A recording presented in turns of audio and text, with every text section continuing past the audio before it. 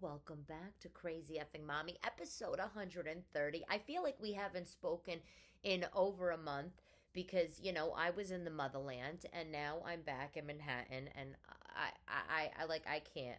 For first of all, this is an episode all about Italia, okay? Just to get that out of the way. I have a few things to say before. But if you're not interested in hearing about my trip to Italy, or if you're not interested in hearing about recommendations on where to eat and where to shop, i.e. buy jewelry, this episode's not for you. If you want to hear about it, then get a coffee, sit back, let's start talking. Okay, but let me just say one thing before we start, okay? Hold on. Ugh, I gotta take a sip. Hold on. I cannot travel anywhere if my house is not clean when I leave. Because I cannot go on a vacation and then come home to the shit show. I can't come home to dolls in the middle of the carpet. I can't do it. Okay? And I came home to a clean house, but within seconds, it was like overrun with toys and this, because Paulie the Tooth had the kids, of course, when I was in the motherland, and so the second I got back, he's like, okay, kids are yours now, and it's like, yeah, okay, I got it, but like, can I decompress just 1 second? No, you know what, you don't get to decompress when you're a mother. This is what I'm always telling Chris, because he doesn't have children. He's like, oh, I'm back from Italy. I'm so busy. I got all this stuff. I'm like, you got what do you got? I came back to Italy. The second I got I got the kids. I had to unpack, do laundry, do the food shopping, plan what we were eating for the rest of the week. Annalise had her braces off this week. It's like, it's like a whole thing. It's a whole thing. Okay. Whatever. Fact of the day. I got a few facts about the motherland for you. Okay. Italy, fifth most visited country in the world, okay? All of the three volcanoes, active volcanoes in Europe, in the motherland, okay? Pizza, as we know, where was pizza invented? In Naples, Napolitan. First, and by the by, okay, Napolitan doesn't work there, okay? It's Neapolitan. They understand Neapolitan or Napolitana or Napolitano, but you walk into Naples and you're down the street Spacca Napoli and you're like, sono Napolitan. People look at you like you're nuts. So thank you, Nani, for that crazy dialect. I don't even know what the dialect is that I think she's speaking half Italian, half English, a little Brooklynese, and maybe a dash of Pig Latin, okay? That's the Italian I'm running around in Italy talking, okay? And throw a little junior high school Spanish in there. Just saying. Anyway. Okay, Italy has the most UNESCO World Heritage sites in the world, and we've been eating pasta since the 4th century BC. Excuse me. God, I'm not even putting milk in the coffee anymore. And, it's like I got the throat situation. Anyway, I talked on an episode ages ago about noodles and pasta and all that kind of stuff, and how I think there must be a little bit of a culinary war between Asia and Italy. Who invented the noodle, the pasta? Because I think Asians say, no, they did. They invented, like maybe it's rice noodles, whatever it is. And the Italians, we come in and we're like 4th century BC. How do you like that? Okay, so which one is it? I don't know. Anyway, before we get into more Italy stuff, let me give you a couple of updates. My book is complete. Yay. Bravo. This has been a labor of love, people. You don't understand. I didn't do a podcast the week. I think I posted a podcast like the Monday of the week I was leaving for Italy. And I was planned to do another one. But I didn't do it because I needed to get the book finished. Like, that was it. Like, the book had to be finished. I wanted it to be done. Everything from outside blurbs, inside flap covers, dedication page, the whole thing. And I did it with the editor. We had, I think it was 12 or 13 rounds of manuscripts at the end of everything, drafts. Such a labor of love. I sent a copy of the book, a printed copy of the book, to my manager, Diana. Hi, Diana, if you're listening. Love you, doll. She Italian, of course. Lives in the Rockaways in Queens, of course. Like as who else am I going to work with? It's like Italians or Jews. Like that's all. That's like pretty much all I do. Anyway, I sent her a copy 2 months ago, something like this. She was like, "Oh my god, I loved it." It's like a totally different book now. Not the not the title, not the contents of the book. It's just, as the manuscripts, as you keep developing and working, with the editor, it's like more things come, and it's been great. So the book is set to go to print at the end of February. I'm really excited. It should be available sometime towards the end of March. The only thing I'm waiting on is this designer, the cover designer. So he better get his ass in gear. That's all I'm gonna say. Okay, that's about it. Moving on so we're 2023. Job cuts, pay cuts. The world, all the prices in the whole, everything is going up. Except guess what? Our paychecks. I'm with you. I feel you. I feel your pain. The CEO of Intel, I saw you on CNBC. CEO of Intel took a 25% haircut on his pay. It's like, yeah, and they're like, we're in bad times. Oh, really? I don't think the CEO of Intel was probably doing so bad, pre-haircut and after haircut. I'm pretty sure he still has his properties and his yachts and all the such. But, Google Alphabet cut 12,000 jobs.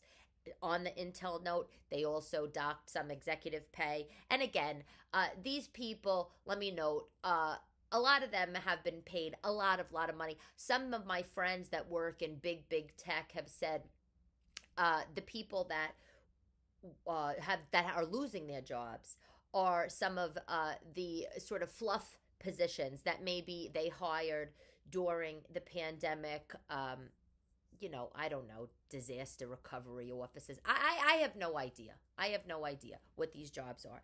But I'm telling you this just because, obviously we have to be grateful for whatever we have, and you always got to be a good shopper. I mean, the gallon of milk last year, the price of the gallon of milk last year, all you get in this year, same price, half gallon. So, I'm shopping for deals. Everybody's shopping for deals. And by the by, I think that there are some businesses out there that are raising their prices, taking advantage of this like faux recession everybody says we're in or whatever. I think there are some businesses that are like, oh, everything's going up, so our prices had to go up. Because some things like breadsticks, okay? Semolina seeded breadsticks at the supermarket were costing me, I don't know, $3.99. They weren't Stella D'Oro. They were some, just some weird brand. And now they're like $5.29. And I went on the company's website and they said that they had to raise the prices on the oh, really? Oh, I don't, did the cost of semolina flour go up? Like, did sesame seeds, like, is that, anyway, okay. Italy. I told you I had a friend. She was like, you got to book a tour. And I said, I'm not booking a tour. I lived there. Thank you. I went back with the tooth a million years ago. I had a 36-page agenda because, I'm me. I had it in a plastic, 5-star folder on a Google Doc. If anybody that's listening is going to Italy, specifically Rome, wants some of my agenda or all of it, I'm happy to send you the document, by the by. So just DM me, stay on top of me, send me an email, ask me for it. I'm totally happy to share it. The home base was Rome, okay? So we flew to Rome and we went to Deruta, which is in Umbria region. So Rome is in Lazio. Deruta's in Umbria. We went to Florence, which is in Tuscany. And then we did a day trip to Naples. I was also supposed to hit a couple other towns on the agenda. Arezzo and what was the other one? Oh, Montepulciano. Because I'm not a huge wine drinker, but I heard there's a linen shop in Montepulciano that is like a gift from God. And, look, you all know I'm 39 years old, but there's nothing more than I love jewelry, ceramics, pottery, home goods, linens. We spend a third of our life sleeping.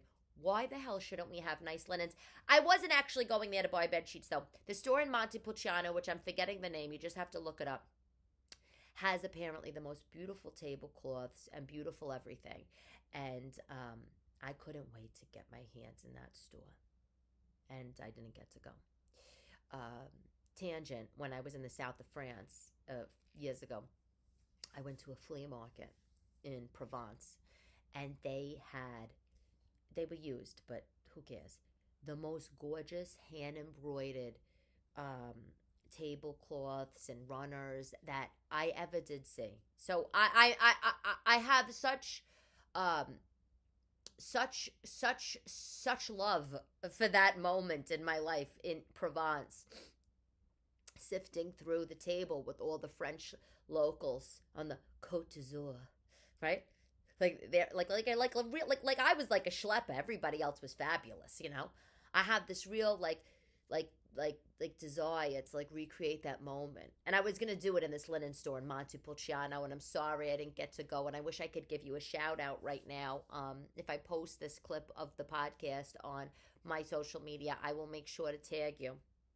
Anyway, the reason why we didn't get to Arezzo and Montepulciano is because Dolce Vita DeLucci made a slight mistake in the route. So from Rome, we rented a car and we drove to Deruta, home of Italian pottery.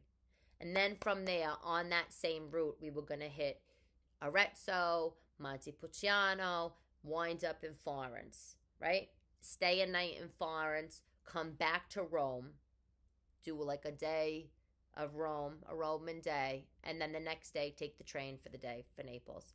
Until we got into the car and Chris is looking at the map and he's like, Deruta is nowhere near Arezzo and Montepulciano. He's like, are we just on this trip so you could like scavenger hunt for treasures? Because like, I don't know how you didn't look at the map. And I was like, let me tell you something. You better take it from a 10 down to a 1, because last time I checked, I did the agenda. Thank you.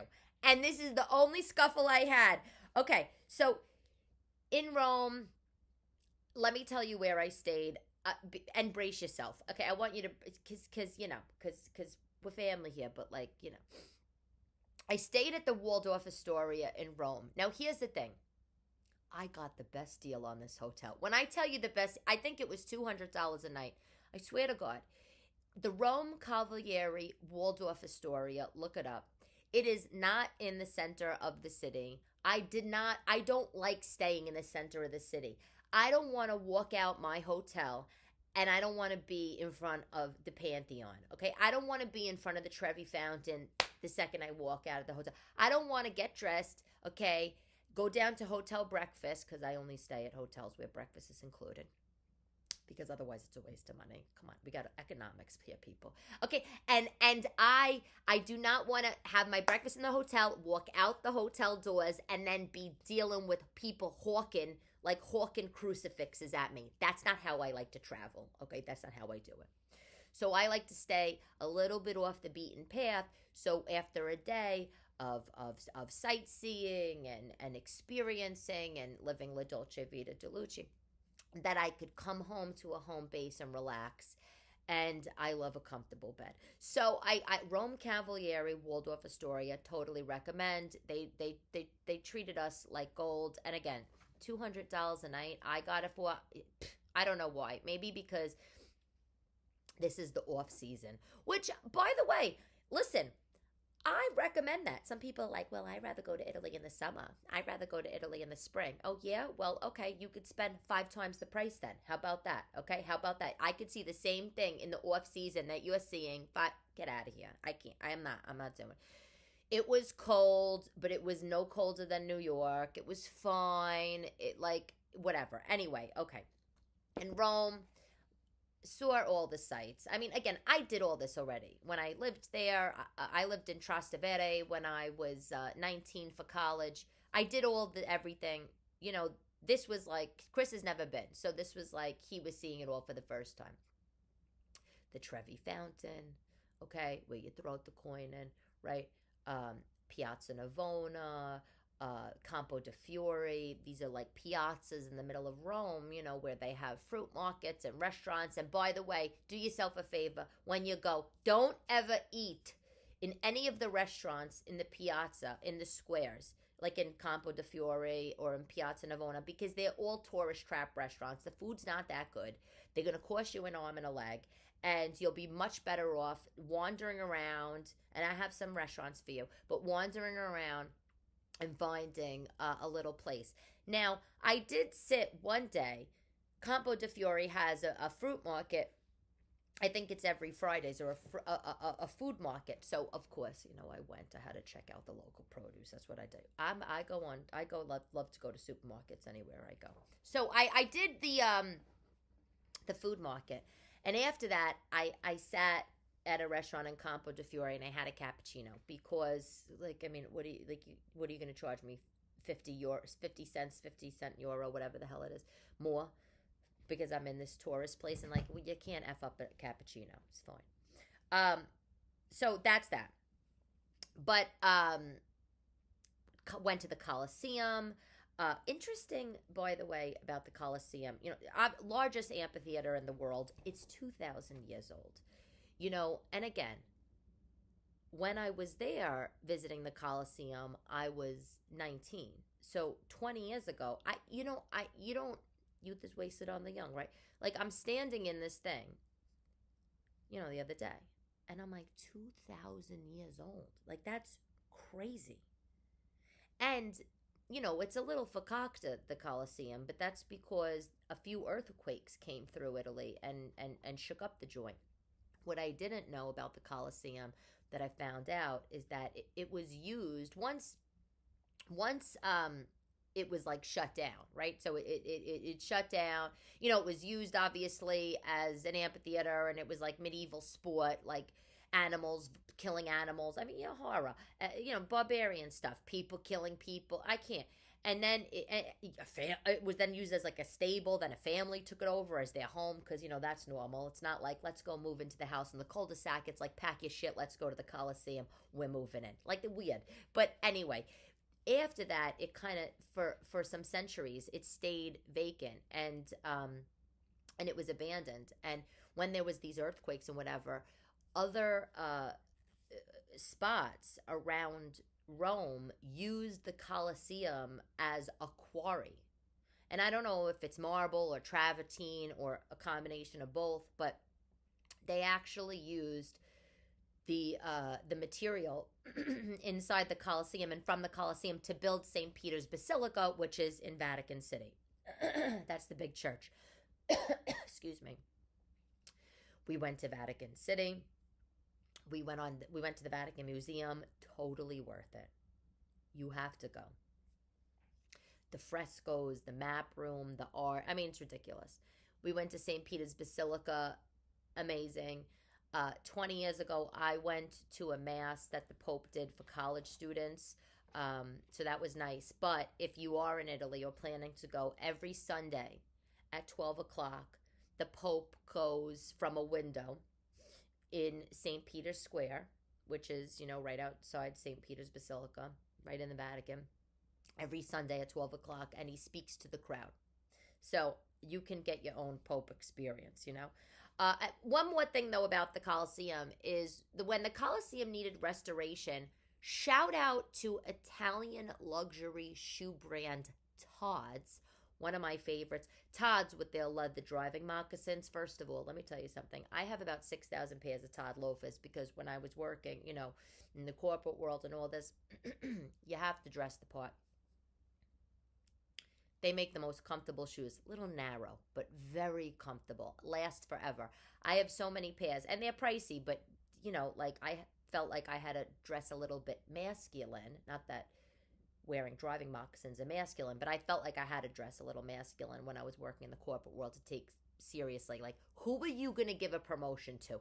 The girl in the 5-inch platforms from Wild Pair, or the girl in the classy Todd's driving moccasins, you know, with a nice cigarette pant? Yeah, I thought so. So anyway, the chairman and CEO of Todd's, I think this was in 2011, they decided to fund the restoration of the Colosseum. And that's like a piece of information that doesn't really get around a lot. And I think that we should give a shout out to Todd's. That's, you know, that's a beautiful brand with not so beautiful prices, to be honest. Beautiful craftsmanship. And look, and they use their money for good. I wonder if that was a tax write-off, to be honest. Like, does that get considered like a donation? But it cost them 25 million euro. So, you know, and they said it was a dream job for them. It wasn't even a question. You know, that was their press statement. It wasn't even a question if they should do it. You know, they said it's restoring such an important, this is the quote, restoring such an important monument, a worldwide symbol of Italy, which carries a strong synergy between the public and private sector, is a motivation we would like followed by others, commencing with large Italian businesses. It's not a dream, it's a reality. We have to do it. We have to do it now. And then later, he says it was a dream job. So, bravo to Todd's. Good for you. Anyway, Pantheon was great. Pantheon was really great. You know, former Roman temple since 600 A.D. Capuchin Crypt. This was something new that I did.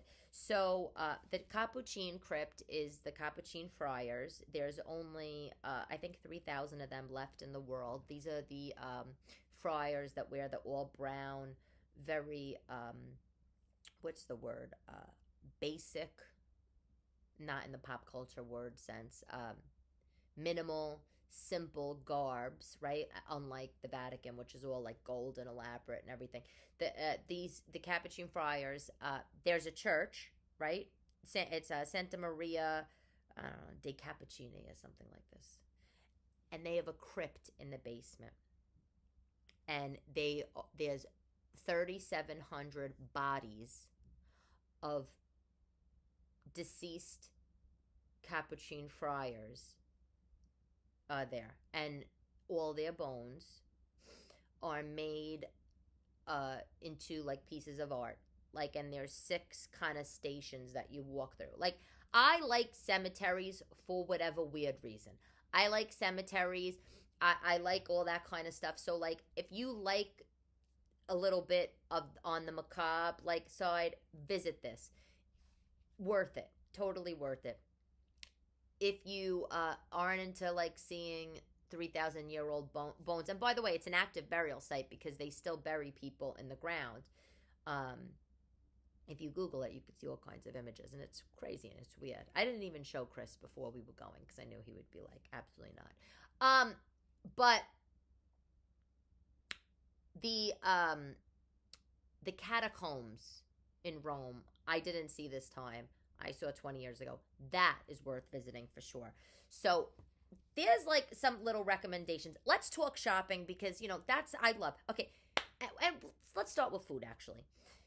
So in Rome, lots of people gave me restaurant recommendations. Lots of, you know, stuff that was right in the middle of the piazzas. And, you know, I did and didn't take them. It depends. Here were my top 3 favorite restaurants in Rome. If you're there, you have to go. Roma Sparita. Okay, this is Roma Sparita in Trastevere. By the way, most of these restaurants are in Trastevere. Trastevere is a neighborhood in Rome that's similar to the West Village. It's where real people lived. It's where I lived when I was there. It's a cool, off the beaten path kind of thing. Anyway, Roma Sparita. This is also Anthony Bourdain's was Anthony Bourdain's favorite restaurant in Rome. It's absolutely delicious, like a very homey kind of decor, like a light blue and cream plaid, curtains and the whole thing. The food was delicious. Okay, was delicious. Second restaurant also in Trastevere, Da Enzo. Da Enzo. I did a video about this, about the waiter that wouldn't give me salt. Let me tell you something. Like you, I've had lots of macaroni in my life. I practically have macaroni running through these veins. They had a special. I was almost like, I'm not going to get this, but it was tagliatelle ragu. Very simple. Chris, he got the alla matriana, which is the pork cheek. I don't like a pork cheek that much. The ragu at Da Enzo was so good. It was like, obviously, homemade pasta. It was rich. It was buttery. Like, I couldn't get enough. I even had to take the bread and, like mop up, like as if, like, I can't. Oh. By the way, at Roma Sparita, I had the cacio e pepe, because in Rome, typical Roman dishes, cacio e pepe, al matriciana, al carbonara.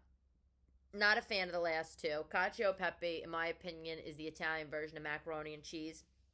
It's just Parmesan cheese and, pepper, but delicious. The other restaurant that I went to, oh my God. This I think might have been my favorite. It's called Siciliainbocca. Siciliainbocca. Translation, the mouth of Sicily. Oh my God. This restaurant was from start to finish amazing. First of all, the decor was tremendous. You walk in,